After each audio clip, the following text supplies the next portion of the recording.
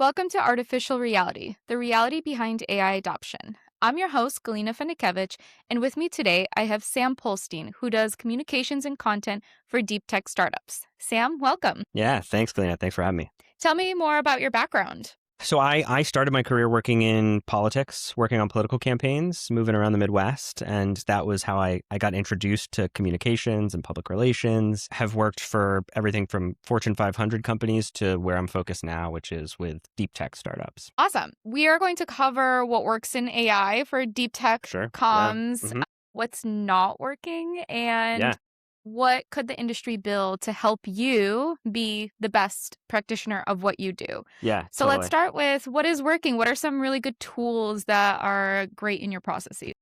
Yeah, 100%. I mean, I think at the end of the day, the most important tool for us, I would say two things are the most important tool for how we do business, which is Claude, enterprise grade LLM that can help us from everything from diagnosing to taking a first crack at certain things. Really, the way I think about it is AI is incredibly powerful for taking your thinking and your strategy and extrapolating that out and organizing it into different formats that can then be actioned into video content or into a press release in a PR campaign. There's a lot that's working, but I would say Claude. And then for me personally, I love using Obsidian as a way to keep my thoughts in one place and store them as markdown files, which are super easy for Claude to read, and Claude Cowork can jump in and when I direct it at a certain folder, can see all the context for a given client, for a given process, how we do things, some examples of good writing. I would say at a high level, that's how we approach AI use. How did you learn to talk to AI? Yeah, that's an interesting question. I mean, I think for me, top line, it's less about the instructions that I'm giving in the prompt. I think by the time the prompt has started, the output is already 90% of the way there. Like it comes down, in my experience, to context. Like I think about context engineering a lot more than I think about prompt engineering, especially in my line of work, because there is so much context when you're talking about storytelling, especially in industries that are deeply technical, that have wealth of history, approaches that have worked, that haven't worked, and where you're taking something that's complex and explaining it and essentially pulling it out for a more high level, more lay audience. So giving it the right context and making sure that it's only searching the web and using the web and using its general knowledge sparingly and in the right the right examples and for the right use cases. So I guess to answer your question, like how do I talk to AI? I mean, saying it another way, I'm kind of condescending, frankly. Like I'm very specific, definitely a micromanager in terms of I want you to look in this file and pull out this thing because this was where we talked about the strategy that I want you to focus on. And with that sort of guidance, I find it gives a really effective output. I mean, you have to, especially with the state of generative AI today. Totally. You play that strategy layer and guide the AI, but it can do 100%. a lot of that initial work off the bat. Totally. Yeah, that's exactly right. I mean, the bar to creating something is so low these days, right? My line of work, nothing we're creating, we're working with companies that are building hardware and building hard things that AI can't produce.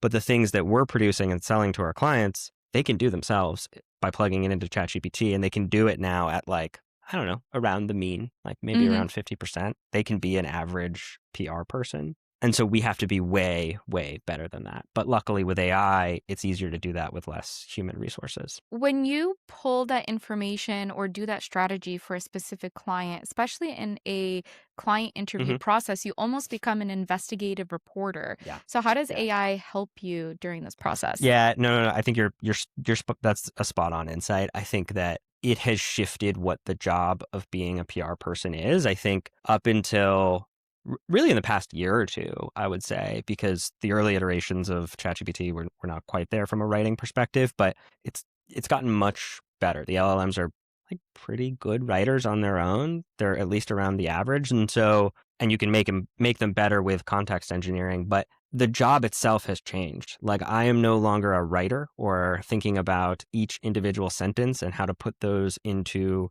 a paragraph and the semantics of particular words.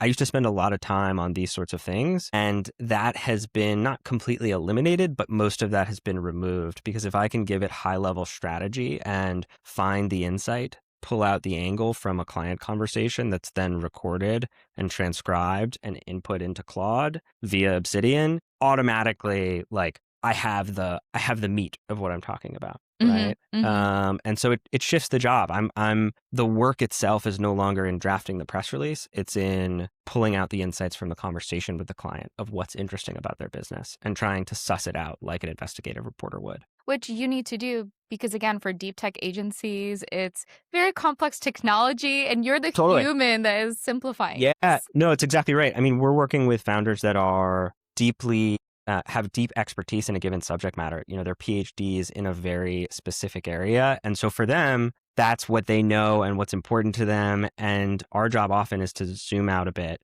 and pull out the insights that matter for a broader audience. Yeah. How do you use AI within the draft after it's been drafted to check itself? Yeah. So I think this is actually a very strong use in our toolbook. You know, I think a lot of folks talk about the first draft capabilities of Claude and of ChatGPT, and that's great. AI tools are powerful for that piece, as I mentioned, but they're also really powerful in checking yourself against a process that you've established. So if you use your human brain and your collaboration with your colleagues to develop a process, develop a checklist of how something should be done, you know, this is the way we do things and the approach that we take, then you can, once you have an output and that's been spun through internal checks on the human level, you can put that into Claude and just make sure that we're checking our boxes and that we're doing things the way that we said we were going to do things. And you'd be surprised how much, you know, you write something down and just because it's a process or it's outlined in your knowledge base, even if you've been working at a company for a long time, you're not always going to do it that way. So I think oftentimes the output comes back and you're like, oh, right, shoot, I should have thought of that. Like, that's a great point. Let me make sure that I'm doing this and including this piece. And if you give it enough context from client conversations, Claude will even be specific. It'll say, you know, your client, Kyle, said in the call recording on May 8th that he wanted this thing and this was really important to him. So Sam, don't leave that out. Like, make sure you include that in this deliverable or he's going to be pissed. And that's an immense skill to have and a superpower when used like that. I know we'll get into it, but there are lots of lazy ways to use Claude that can, like, again, because the output, you can create a deliverable so quickly and easy. It becomes tempting to just put in the prompt, get the output, send it to the client, because you can send them something and it'll be halfway decent, but they don't pay us to be halfway decent. They pay us to be tremendously solid at PR, right? Yes, and that's the judgment that takes years and years of experience that comes in. For sure. And let's go into the where AI fails in PR work, because you can use these LLMs to Yeah. mass draft everything. It starts to sound the same and it's kind of Yeah. weird.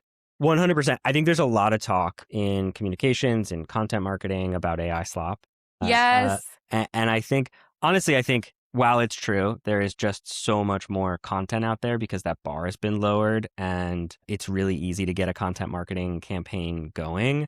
I think that we're not often talking about some of the other downsides of AI use. And I think the kind of being lazy with context is probably the worst one, right? If you don't, because it takes work. I could just jump into ChatGPT or Claude now and ask it to create a deliverable for one of my clients without any project knowledge, without any of the knowledge, the markdown files that we've created and curated over the years.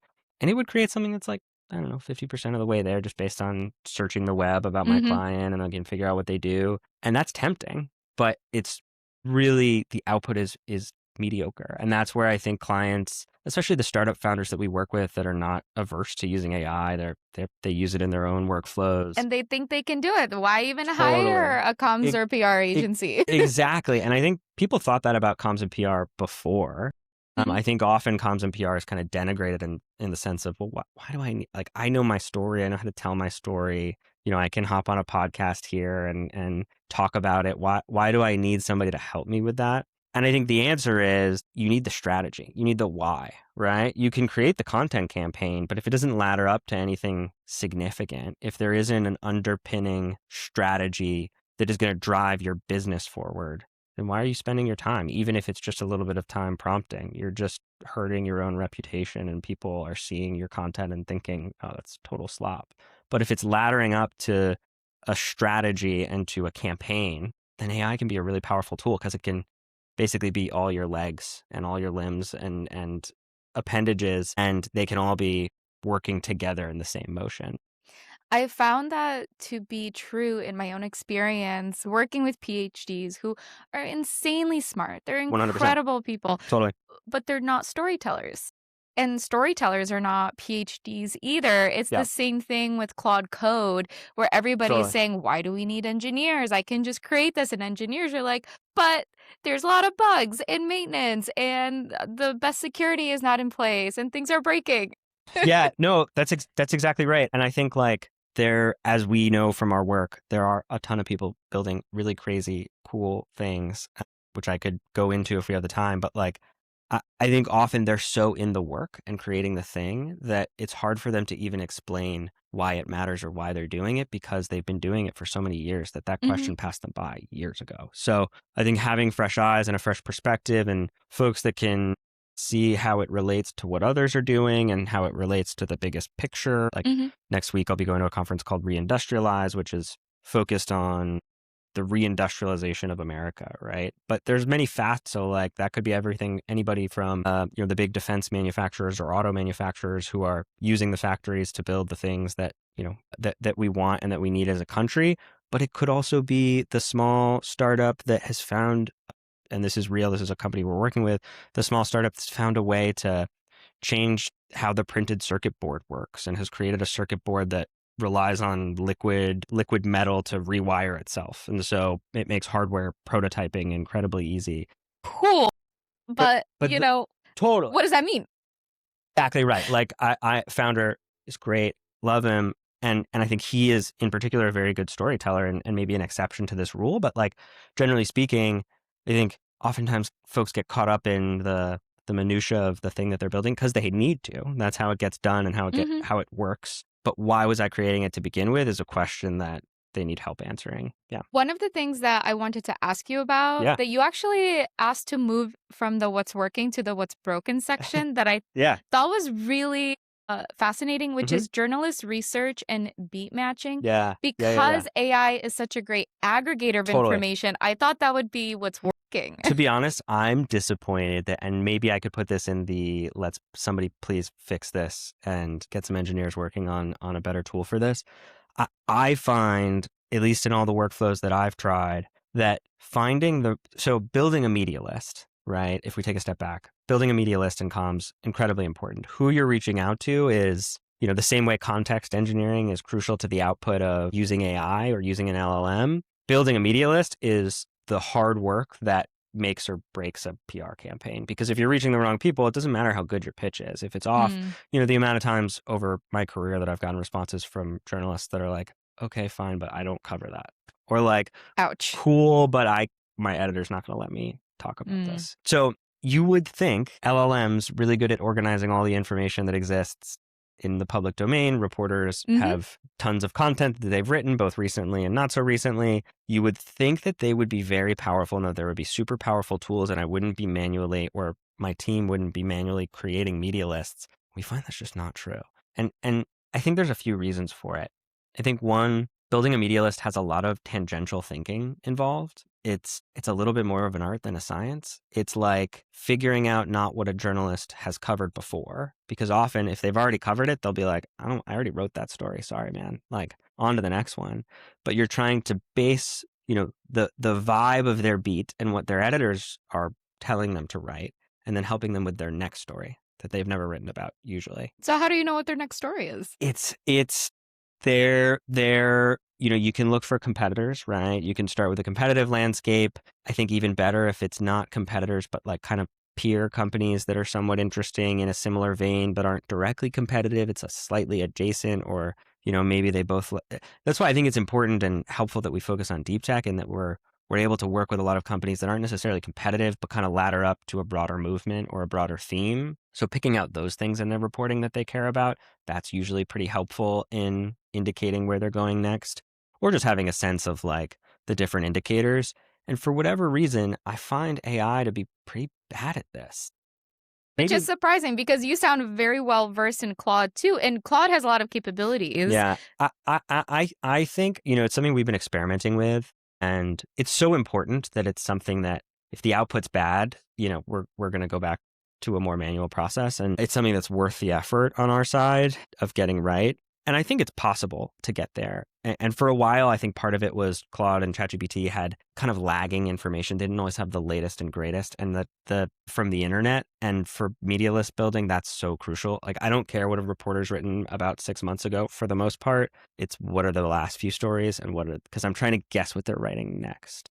Mm. So what's top of mind for them? And then what have they covered recently? If they've covered it really recently, they might not want to cover it again, even if it's very relevant for them. Mhm. And these sorts of things, if there's a 3-week long lag in the information that's feeding into Claude, well, that's basically useless. Yeah, that sounds like you're behind the curve already. Yeah. It sounds like there also needs to be a layer that's beyond the reporter's history, which is what is going on in the world Yeah. in Right. recent Right. events Right. that overlays with the exact topic of the reporter. Yeah, 100%. And this might exist already and I just haven't seen it. But yeah, I think there's definitely potential for a tool. And maybe this is even an internal tool that we build, right? The barrier to us building our own tools it's one of the exciting things about working in comms, and that like there's somebody I know who works at a VC, but does communications there recently, who was like, I've become a product manager. And I think that's totally true. Like we're with AI, you're able to kind of come up with your own products, whether it be like a social listening tool, although there's some limitations on what Claude can bring from social accounts, but like helpful analytics in terms of geo and answer engine optimization, and building dashboards for clients to keep track of their competitors, and this kind of reporting that can be really, really helpful, that used to be either very expensive and a huge part of agency overhead, or didn't exist. And we're able to kind of create a custom solution for our clients or for our workflows. So that's a very exciting part of Codex and Claude Code. But yeah, it does seem like for journalist list building and media list building, there's something there, and maybe we'll get there with the right context. And, if we can explain this tangential thinking a little bit better to Claude, maybe it'll become a little bit stronger. But so far, the outputs have not been great there. Regarding the reporting, I worked with an agency called Excelity Marketing, and Mhm. the strategist did exactly that because he was so enabled with the tools. Yeah, Where he asked me, it was a personalized reporting dashboard. It's right. no longer whatever software fields are available. It's Totally. what do you need to see, Galena? And it can change Oh my often. gosh. Yeah, 100%. I remember at the start of my career, when I started in communications and I was focused a little bit more on digital content, or back then, even some folks referred to it as new media, which I feel like is coming back a little bit, but I always thought that was funny, especially now looking back, and it's kind of antiquated. But the big, powerful tools of the day, the crimson hexagons of the world. I don't know if you remember this tool, but essentially a big, powerful social listening tool that every agency was kind of hyping up, and they were charging $20K a year for access, Whew. and it's just like it's nuts to now have a custom. You can build a custom Mm. solution with me having virtually no coding experience with Claude Code. It's nuts. It's really, really crazy, and it's just going to get better. Yeah. And I think an important distinction here is that you're using Claude Code, but you're not trying to build big enterprise applications with it. No. It's just help here, help here, help here. Yeah, exactly. It's more about the making a pretty simple solution, like building a dashboard. It's pretty basic. Don't need to be necessarily an advanced software engineer to figure that kind of thing out, but to make it custom and bespoke to your client and put exactly where you want, like the information hierarchy, and to do those things with a simple, plain English prompt is incredibly powerful. Yes. The other side of AI that you've noticed isn't quite working out as well as expected is Yeah, the tone of voice. Can you tell me about that? totally, totally. Everybody sounds the same now. Uh, and there's like a Claude. Claude has a tone. It has a voice that I think we're all coming to recognize. And I can tell when it's Claude versus ChatGPT versus Totally. Gemini. It's so Yeah. specific. Yeah, 100%. And I think folks are picking up on it. So, I mean, look, this is a big problem. This is our solution to it is context engineering. Like, I think when most folks think about context and the context they're giving an LLM, they're thinking, let me make sure that I have the calls that I've done with the client or information from their website, memos, decks, all the sorts of things that would come over to us in an initial asset transfer when we're getting up to speed on what our client does. Give us your pitch deck. How are you talking about yourself? Technical white paper, any academic research. That's all great and super helpful context.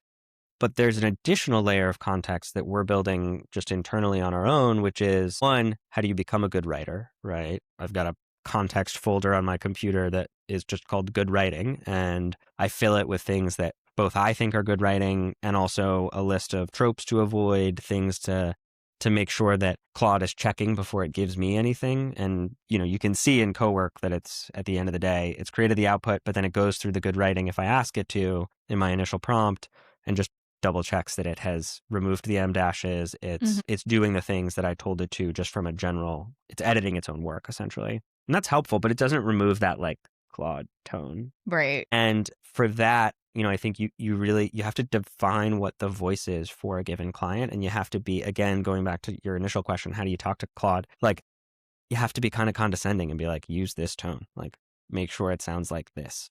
And defining that tone it's a context exercise.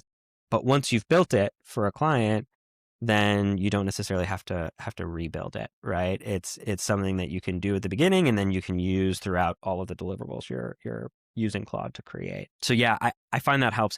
That said though, this is a broad problem. And I think it's something we'll just continue to edit on. Another way that I would say is helpful, if what you're getting just isn't quite there. And also I would say, goes without saying, but you never want to take, even if the output is 90% of the way there, you never want to take what just comes from Claude and just spit it over to a client. There's always some things that need to be changed, right? And some things that your human instinct needs to add some emotion to, especially. But one thing you can also do is like, rather than letting Claude build from scratch based on the context, is maybe take it a step further and provide an outline of the thing you're trying to do. And that's something that's quicker to create than if I was to write, again, every single sentence, but allows me to heavily influence the voice and the tone so that it's coming across in my writing rather than Claude's writing. And I find that's also very, very helpful. Claude can fill in some of the dots, but if I give it a strong headline, I find that output is a lot better and it'll build more from the headline than it will from its own knowledge about how to write. You really have to give it instructions. I mean, I've had a 100%. PR person Yeah. just spit something out to me and it didn't even seem like they took one look at it and it was just Totally. wrong on levels and they didn't seem like they did the prompt or context engineering. No. And it can ruin a client relationship. Well, 100%, especially when in comms and PR, again, going back to what we were saying before, like the client relationship is so tenuous to begin with because you're not doing something that's like they could do it themselves really quickly now with AI, or even before, even in the earlier stages of my career, clients are questioning whether they need a PR agency, whether they can't just do it on their own. That's always like a thread through comms. So you have to make sure that the strategy and the output is based off of your own human knowledge and experience. And the way I find you get there is through the context you build and the context you're giving Claude, and then at the end you're refining and you're fine tuning based on what you know about the client and also what you know about what resonates with the audience. This is something we haven't really talked about, but I think is a big piece of something that's broken with Claude from a communication standpoint. Is, my God, they have no emotion. There's like nothing they create from scratch is emotionally resonant. Like it doesn't stick with people, and that's basically our job. So yes, you can do. You could create that super average comms campaign, but if it's not resonating with anybody, it's just as bad as the campaign that didn't have any strategy behind it, right? It's that at the end of the day is what we do. And right now, humans know emotion far better than Yes, Claude. and it's not something you can put into a checklist because Totally. AI does really good with, and you said you talk to in a condescending way. I don't think it's condescending. It just sounds direct. Yeah. And it's not That's like you're right. giving Yeah. directions to a junior. Totally. It's Totally. no, like Galena, AI. you don't know how I talk about. I'm very mean. Well, I did hear that if you're meaner to AI, then it will produce better It, results. you know what's funny? I was talking to a coworker a while back about that, and I don't know. I don't know if that's totally, if I found that totally to be true, but that definitely is a way of thinking. And I think at the end of the day, and I think what I mean at condescending, if you read the prompts, probably isn't, but it's directness, as you said. It's just you need to be specific. If you're vague, it's not gonna pick up on. I mean, it's the same way if you think about remote work versus in person. If I ask somebody, a report of mine in person to do something, they're picking up on all my body language. And they know whether is Sam maybe like a little peeved about this? Oh, okay, I should really focus on this. And like they get that based on my emphasis. And same via Zoom as we do so often now, but maybe a little less so. Maybe it's a little watered down. It's a little harder to pick up on body language. Well, Claude is basically that even more so, right? It's further down the spectrum. It has no idea. It's just the words that I'm Yes. inputting. And there's no metadata to that prompt that's like, how does Sam actually feel about this? So being direct and talking to Claude in a way that I would never talk to a report because I care about that person's feelings and how they're receiving the information can be done with Claude. And Claude is, again, any LLM. Yeah. Just give it a checklist, and it's really good with instructions, but you can't give it a checklist of human emotion. Yeah, totally. And sometimes I've noticed human emotion doesn't have enough statistical significance between two words for an AI to say this is a good output. Right. So if something might be frustrating, but a human would use a completely different word, that wouldn't show up in the model. Yep. And I find that a lot of the messaging work that I've done in AI, I talk to the end users of the product and really get their raw, feelings about it. And I Totally. remember this one interview I did, and this woman, she was just talking about her work, and she's like, it's all this document chaos. And I'm like, that is the Yeah. new slogan. This is what Yeah. makes sense. Yeah. And I don't think Totally. an LM would put document and chaos in the same sentence.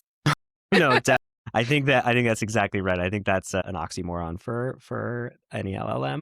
Those two Yes. things always live in harmony. But yeah, that's funny. Yes.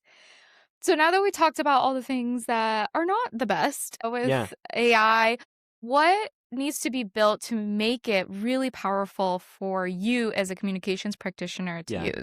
Yeah. I mean, I think high level, it is as powerful as the amount of work I put into it on the front end for building the context, as we've already talked about, building that library of good writing, building a library of how I do things, how me and the agency I work for have established this is the way that we approach a certain thing that we do all the time. Building that context library and having that live in cowork and be easy to point Claude to and be memory on the projects that we're prompting. That in and of itself is something that's ever evolving and that I kind of think of as building a tool in and of itself. How can I create a context folder that will make my Claude outputs better?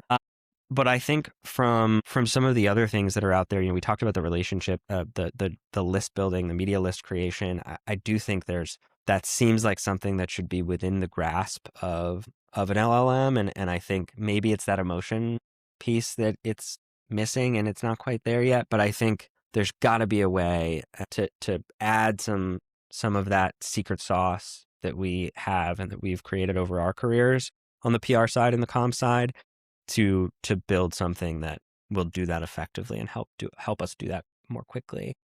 So building like this tool for journalist intelligence, is it Yeah. almost each journalist has their own profile that is aggregated what's out there, but what you know to be true from your own judgment? Yeah, 100%. And I mean, I think there are tools and platforms that we use like Muckrack and Cision that offer these sorts of, they are CRMs for exactly what we're describing, and have used all of them throughout my career. I think though that sort of information, it's not that easy to come by, still somewhat out of date, although less so than if I was just prompting Claude or ChatGPT.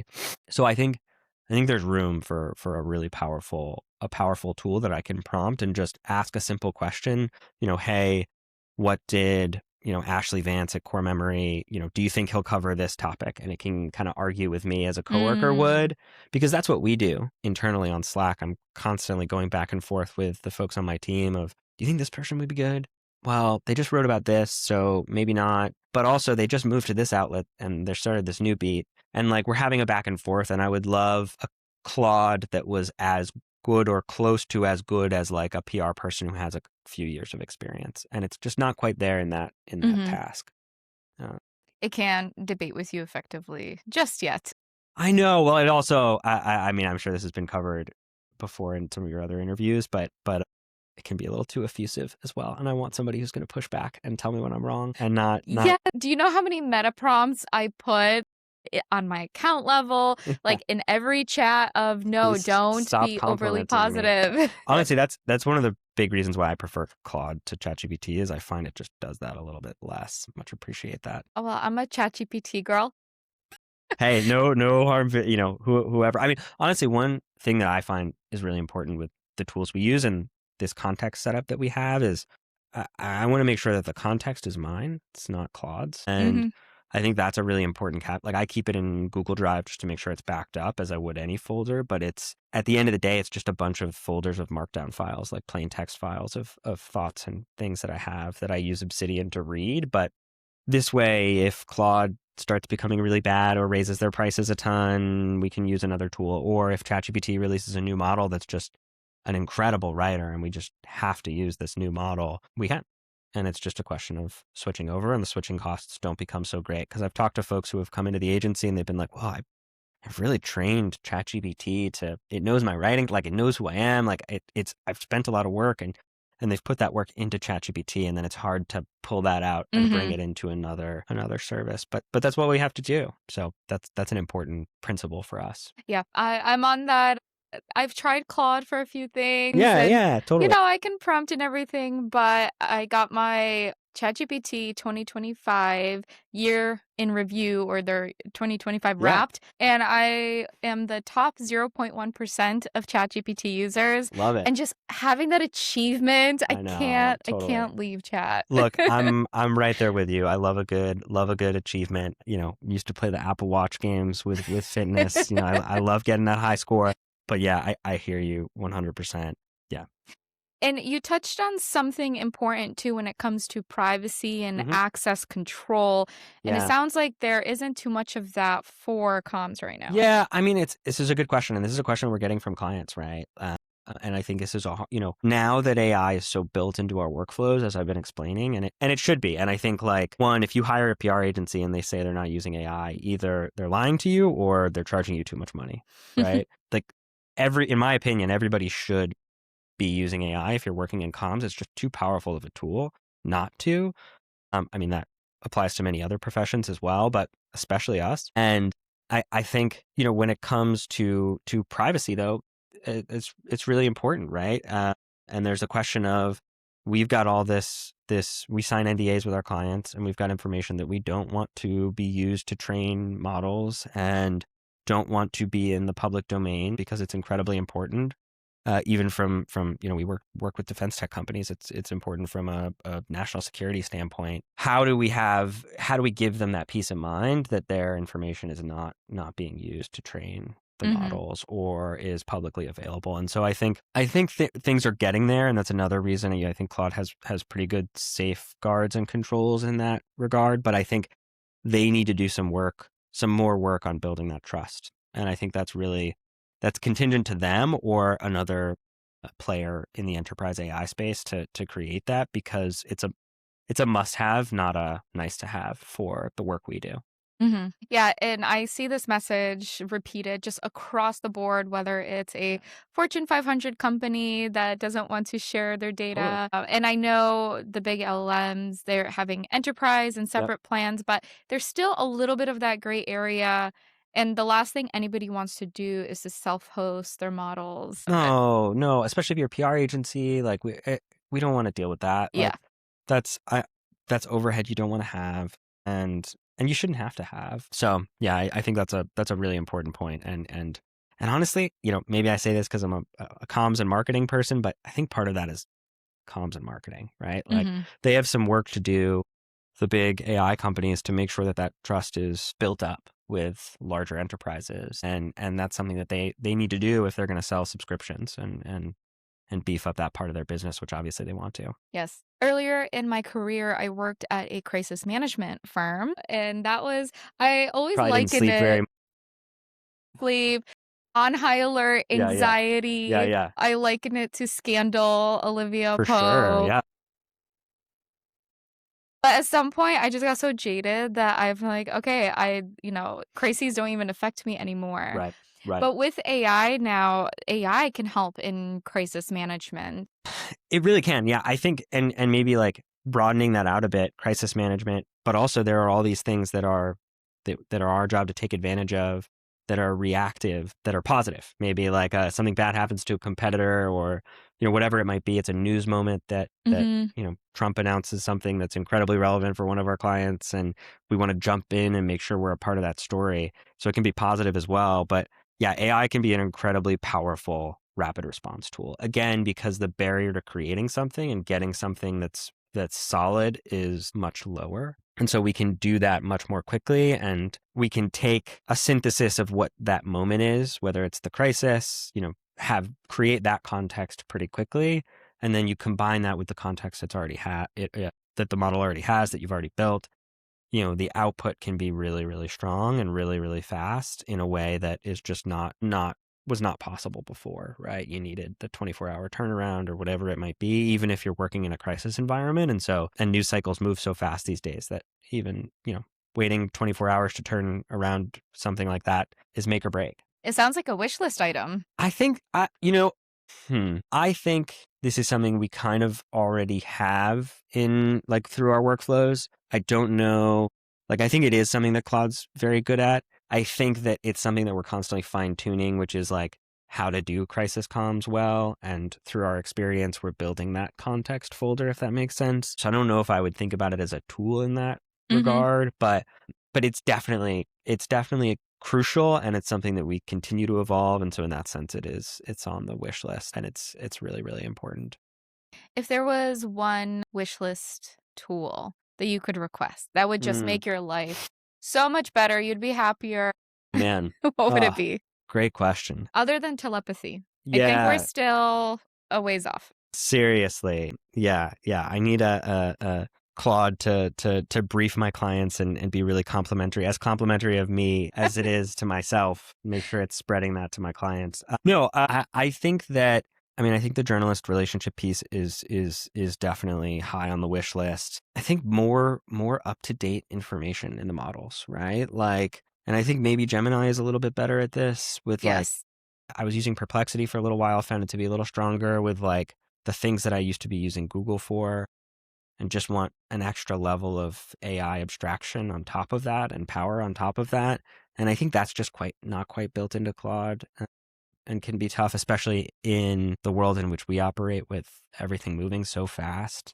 So I think that sort of get me up to speed in the morning piece. Like, I still love sitting down and reading through the newsletters that I have in my inbox. And I think there's a comms person ritual in that. You're having your coffee, you're catching up on the news, you're clicking on the articles you find that are interesting, and thinking and responding to journalists and sending notes to folks that are relevant, or flagging things for the team. But I think that if I had a tool that was really powerful with really recent information and could also connect that to the context of my clients and flag the most relevant pieces for me, even if it's not in the newsletters that I read or the outlets that are my go-tos, that would be great. That would be very helpful. I'm still trying to find a tool for that as well. And Totally. I sign up for a million newsletters, to be honest, because Yeah. I know the information in there is great, but I can't read it all. No, yeah, 100%. So I need something that thinks like me to pick out the good stories. Yeah, yeah, yeah,